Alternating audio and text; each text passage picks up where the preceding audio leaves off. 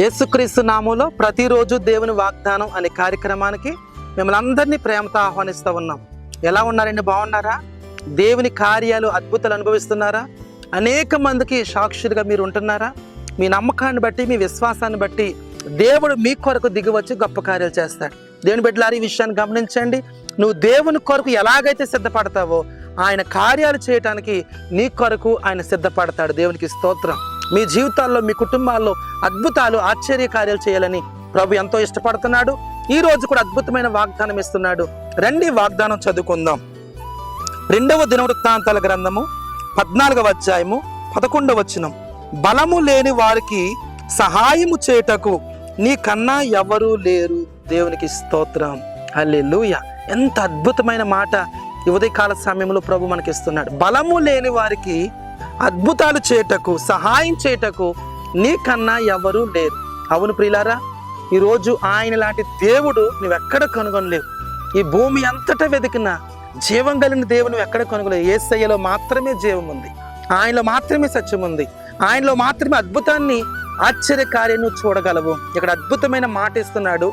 బలము లేని వారికి సహాయం చేయడానికి నీకన్నా ఎవరు లేరు. అవును, ఒకవేళ మనం బలహీనము, ఎప్పుడు బలహీనమో అప్పుడే బలవంతులు, ఎప్పుడు అనారోగ్యంతో అప్పుడే స్వస్థపరుస్తున్నాడు. ఆయన పలకరిస్తున్నాడు, నిలబెడుతున్నాడు. నేనున్నాను, భయపడకు అని వాగ్దానం ఇస్తున్నాడు. అన్ని విషయాల్లో, అన్ని కోణాలు, అన్ని మార్గాల్లో మనకి సహాయం చేయగలిగిన దేవుడు. నీ బంధువులు, నీ స్నేహితులు, నీ రక్త సంబంధులు ఎవరు నీకు సహాయం చేయలేరు. దేవుడు ఒక్కడే నీకు సహాయం చేయగలిగిన వాడు. ఆయన గంట సహాయం చేయగలిగిన వాడు ఎవడి లోకంలో నీకు దొరకడు. దేవుని బిడ్డలారా, ఇక్కడ అద్భుతమైన మాట అంటున్నాడు. బలహీనులకు, బలము లేని వారికి, ఎందుకు పనికిరాని వారికి సహాయం చేయటానికి నీకన్నా ఎవరు లేరు. అవును, ఆయన ఒక్కడే మనకు సహాయం చేయగలరు. శ్రమల్లో ఉన్నావా? కష్టాల్లో ఉన్నావా? అప్పుల్లో ఉన్నావా? ఇరుకుల్లో ఉన్నావా? ఎటు తొయ్యని పరిస్థితుల్లో అనుమానాలు, అవమానాలు, నిందలు ఎన్నో భరిస్తున్నావా? ఎవరు నాకు సహాయం చేస్తారు? ఎవరు నన్ను విడిపిస్తారు? ఎవరు నా జీవితంలో మేలు చేస్తారని వెతుకుతున్నావా? అయితే ఈ వాగ్దాన్ని కొరకే. బలము లేని మనలాంటి వారికి సహాయం చేయడానికి ఆయనకి మించిన వాడు లేడు. దేవుడు బిడ్డలారా, ఆయన ఒక్కడే మనకు సహాయం చేస్తాడు. గనుక ఆయన పాదాలు పట్టుకుని బ్రతిమలాడితే, ఈ వాగ్దానాన్ని ఎత్తుపట్టి ప్రార్థన చేస్తే నీకు సహాయం చేయడానికి అన్నాడు. రక్షింప నేర్కొన్నట్లు నా హస్తం కొరచగలదన్నాడు. నువ్వు ఎక్కడున్నా, అగాధంలో ఉన్నావా? గోతులో ఉన్నావా? చీకట్లో ఉన్నావా? యోసేపు గోతులు సహాయం చేసిన దేవుడు, దావీదుకి గాఢాంధకారంలో సహాయం చేసిన దేవుడు. బలహీనమైన మనకు, బలము లేని మనకు దేవుడు సహాయం చేయగలడు. ఆయనకి మించిన దేవుడు లేడు. కాబట్టి ఈ వాగ్దానం ఎత్తిపట్టి ప్రార్థన చేయండి, బలపరచబడండి. దేవుడు నీకు సహాయం చేయడానికి నీ దగ్గరికి రాబోతున్నాడు. ప్రార్థన చేసుకుందాం. ప్రేమ గల తండ్రి, పరిశుద్ధుడా, నీకు వందనాలు. సహాయం చేయండి, నీ దీవెలతో నింపండి.